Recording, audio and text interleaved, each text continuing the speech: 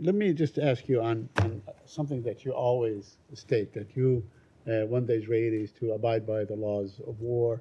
You want to minimize civilian casualties among Palestinians and so on. Yesterday or the day before was, Children's World Day or whatever. 5,500 Palestinian children have died thus far. Do you think the Israelis are abiding by the laws of war? So I will say that it is a tragedy how many people have died in Gaza. It's a tragedy how many children have died, especially. As the Secretary has said, it is our belief that far too many Palestinian civilians have been killed as a result of this conflict.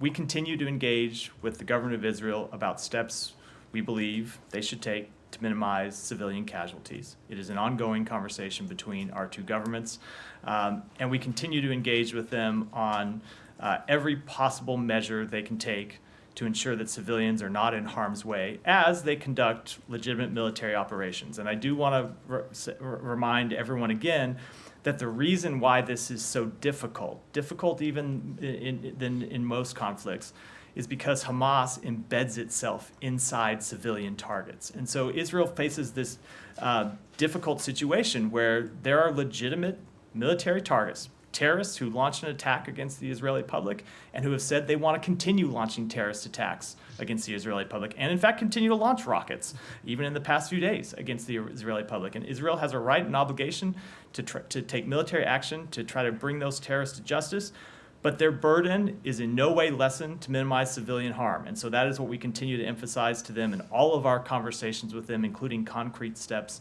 about how they can do that. And on that very point, now the Israelis seem to be obsessed with the Palestinian hospitals. I wonder if you've seen the interview done on CNN with the former Israeli Prime Minister Ehud Barak, who acknowledged that it was actually Israel that built these, basements or tunnels and so on. Have you seen that? I saw a report of the interview. I haven't seen the full interview, and I don't have any independent assessment about that. Right. I would say, regardless of what particular tunnel he might be speaking to, or if there are Hamas, the issue of Hamas embedding itself under a hospital would be a different matter. Right. Obviously, I mean, they really showed no proof, but what he was suggesting that these, whatever, caverns or whatever you want to call them underneath the hospital, they actually were there for utilitarian purposes. So what I will say about that is, number one, we we've assessed, but it's public knowledge at this point, shown over many years that Hamas has also built its own tunnels, regardless of that.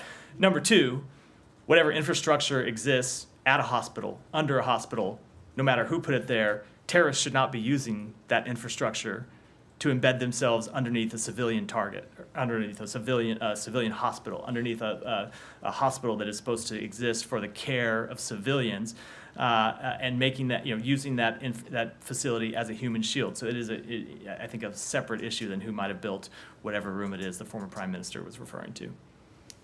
Humera.